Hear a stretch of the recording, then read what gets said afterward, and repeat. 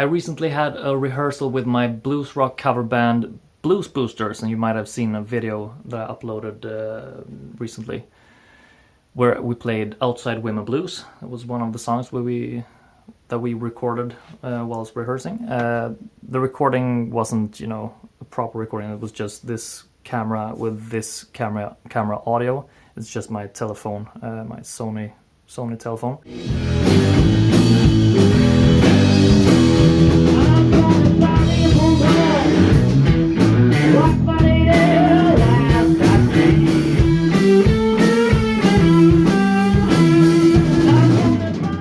So, not some fancy recording, but I thought it was interesting to see how it sounded in the room, at least.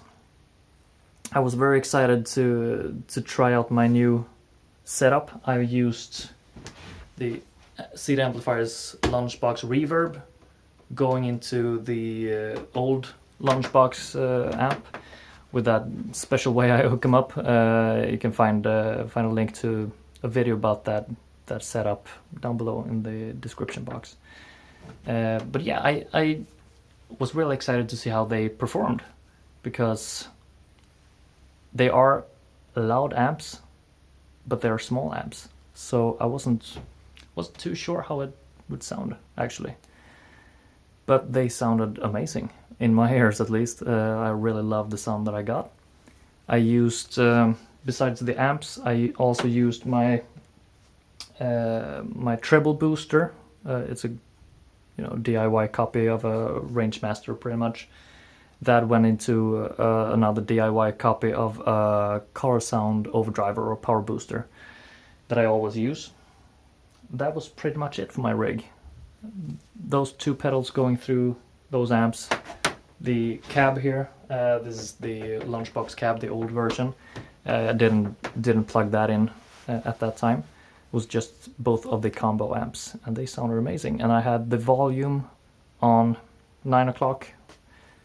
So it was, yeah, they had plenty more to give, which made me real happy, because I think I'd really, as I said in the previous video, I think I'd be fine gigging wherever with these amps. They're really loud, they sound really good, and I'm really happy with them.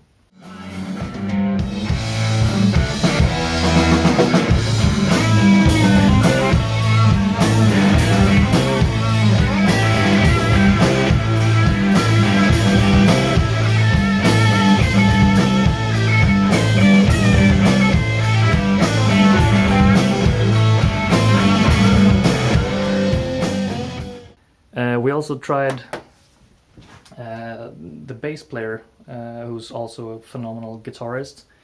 He also plays harmonica as well, and he tried to play through the pig nose. Unfortunately, I didn't record any of that, but that sounded really cool too.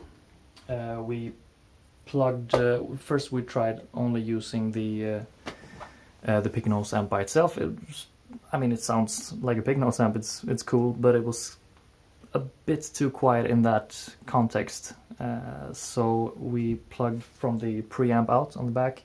We plug into the other guitar player's Vox amp. He's got a Vox Pathfinder 15 amp.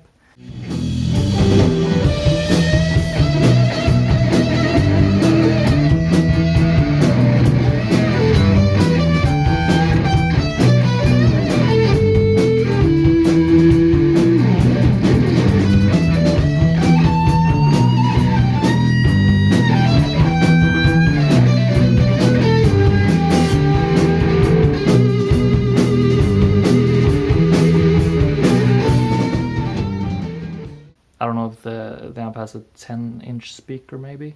I'm not sure. So yeah, of course my CT amps has got incredible amounts of wattage. It's like 300 watts altogether, and if you combine the speakers, it's 13-inch. So it's more than his amp, of course. But his is bigger, so that's kind of fun, I guess. Now it's starting to sound a bit weird talking about comparing inches with another guy. Let's cut that comparison there.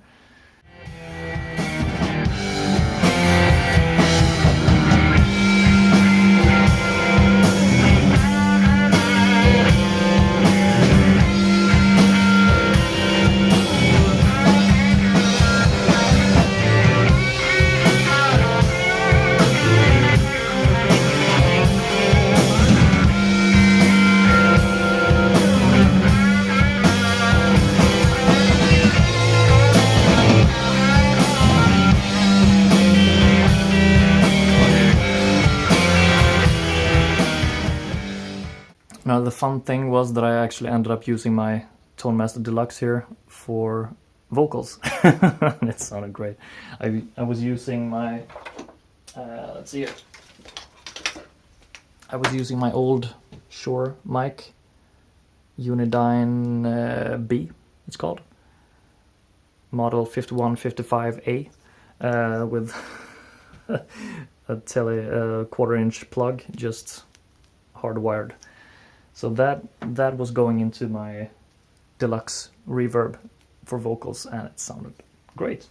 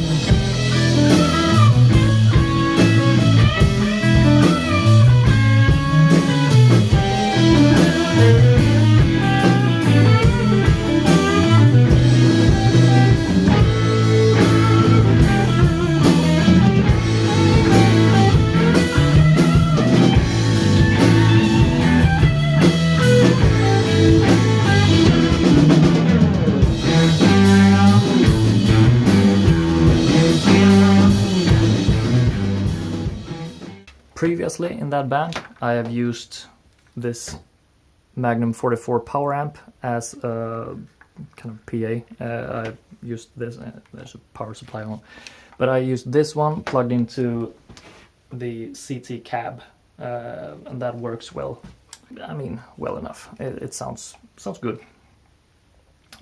But the problem is, of course, when you're running a guitar amp for a vocal mic, that you get a lot of distortion. That sounds cool, but it's very prone to feedback. So that's kind of annoying. You really have to watch the volume and angle the mic. You know, you gotta find the sweet spot or point it towards Mecca or whatever. But yeah, I really just wanted to let you know how the rehearsal went with the new CT amp and my rig. Hopefully I'll get to use the CT amps in different bands as well, and hopefully I can also film that so you guys can see it. But we'll see. The pandemic is still raging on here in Sweden, so I don't know when I'll get back to gigging or rehearsing as usual again. Thank you so much for watching. I hope you liked this video, and I'll see you next time. Bye.